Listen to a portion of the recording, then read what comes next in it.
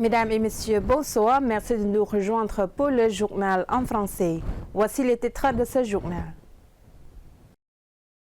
សម្ដេចមហារដ្ឋសភាទីការធិបតីខួនសូដារី a présidé la cérémonie de dissémination d'avancement des travaux et des orientations futures du secrétariat général de l'Assemblée nationale.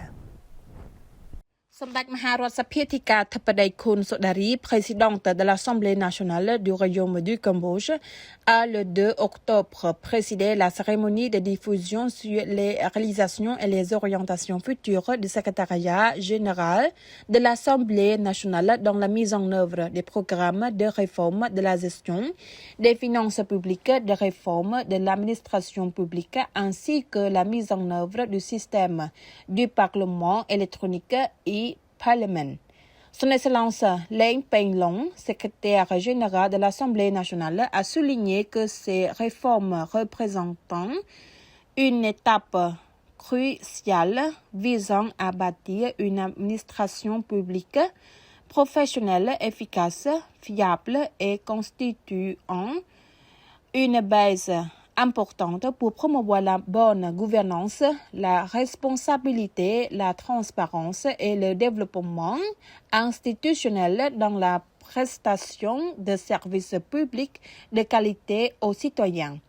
Selon son Excellence Khun David, secrétaire général adjoint de l'Assemblée nationale et chef du groupe de réforme des finances publiques du secrétariat général de l'Assemblée nationale, la réforme des finances publiques au sein de l'Assemblée nationale au cours de la 7e législature a obtenu un score de 100% de la part du ministère de l'économie et des finances. Depuis le début de cette législature 2024-2026, le budget annuel a diminué progressivement d'environ 1% chaque année. Concernant la réforme de l'administration publique, le secrétariat général de l'Assemblée nationale a créé la carte d'identité professionnelle pour les fonctionnaires du secrétariat général qui a la validité pour 10 ans, la mise en œuvre du système de gestion de présence par reconnaissance faciale, Face ID Scan, etc. Pour les travaux de développement du Parlement numérique et Parlement, 9 modules ont réalisé 70%. Ces programmes permettent à l'organisation du système de vote électronique lors des sessions à la gestion des dossiers des députés et des fonctionnaires à la gestion des biens de l'État, à la gestion des règles relatives aux congés des fonctionnaires et la gestion des archives, etc. Lors de cette cérémonie, Samdech Khun Sodari, présidente de l'Assemblée nationale, a salué les efforts déployés pour réformer et moderniser l'institution afin de faciliter le travail des députés dans leur mission au service des citoyens. Samdech a appuyé sur le fait que les 3 réformes mentionnées, finances publiques, administration publique et parlement, constituent une base fondamentale et indispensable pour améliorer l'Assemblée nationale et renforcer l'efficacité des services offerts aux citoyens, en particulier fournir des services aux électeurs de manière plus efficace, efficiente, opportune et ciblée. La délégation parlementaire malaisienne apprécie hautement les progrès réalisés au Cambodge. សម្ដេចមហាបវរធិបតីហ៊ុនម៉ាណែត Premier ministre du Royaume du Cambodge, a accordé le 2 octobre une audience à une délégation de la Fédération parlementaire pour la paix mondiale de Malaisie, conduite par son président, le Dr Mot Hatta, membre du Sénat malaisien.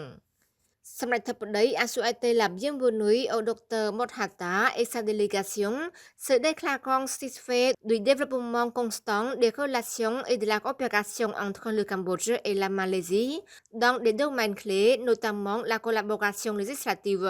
Il a souligné sur l'importance des échanges réguliers de visites entre les pouvoirs exécutifs et législatifs du Cambodge et de la Malaisie pour promouvoir, renforcer et élargir les relations bilatérales.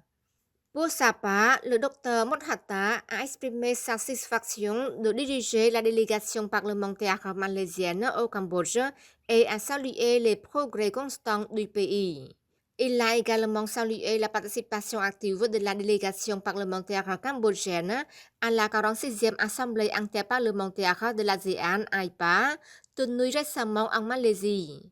Il s'est dit confiant que cette visite renforcerait la coopération entre le Parlement des deux pays et contribuerait à l'approfondissement des liens entre le Cambodge et la Malaisie.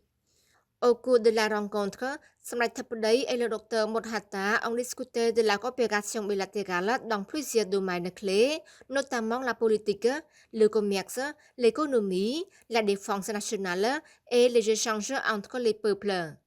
À cette occasion, le Premier ministre cambodgien a exprimé sa profonde gratitude à son Excellence Anwar Ibrahim, Premier ministre de Malaisie, pour avoir facilité le récent accord de cessez-le-feu entre le Cambodge et la Thaïlande, ainsi que pour le rôle de la Malaisie dans la coordination et la direction de l'équipe d'observateurs intérimaires IOT, chargée de surveiller sa mise en œuvre le long de la frontière entre le Cambodge et la Thaïlande.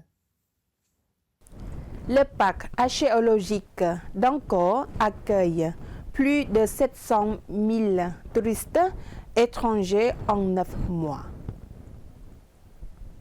Le parc archéologique d'Angkor a accueilli 705 269 visiteurs étrangers entre janvier et septembre 2025, soit une augmentation de 0,77% par rapport à la même période de l'année dernière, selon un rapport publié jeudi par l'entreprise d'Angkor, l'agence publique chargée de la gestion des billets d'entrée à Angkor. Les ventes de billets ont généré près de 3 millions de dollars américains de recettes, soit une hausse de 0,57% par rapport à l'année précédente, a ajouté le rapport.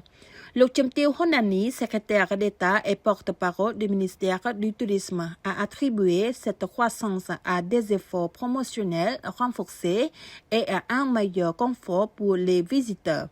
Cette augmentation est le fruit de la coopération entre le gouvernement et le secteur privé pour promouvoir le potentiel touristique, a-t-elle souligné. Situé dans la province de Siem Reap, ce parc de 401 km abrite 91 temples antiques construits entre les 9e et 13e siècles. Angkor a été inscrit au patrimoine mondial de l'UNESCO en 1992 et demeure la destination touristique la plus populaire du Cambodge. La société Air Cambodia a lancé officiellement une nouvelle ligne aérienne reliant directement Phnom Penh à Tokyo. Air Cambodia, la compagnie aérienne nationale, a annoncé le lancement officiel d'une nouvelle ligne aérienne reliant Phnom Penh, Phu Châu et Tokyo à partir du 26 octobre prochain. Ceci s'inscrit dans le cadre d'une initiative stratégique visant à améliorer son réseau et ses opérations grâce à la nouvelle identité d'Air Cambodia en Asie du Sud-Est.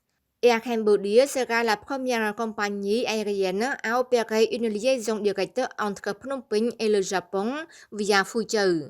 Le vol inaugural partira de Phnom Penh le 26 octobre à 9h45 et arrivera à Tokyo à 19h. Le vol retour quittera Tokyo à 20h et atterrira à Phnom Penh à 3h le lendemain.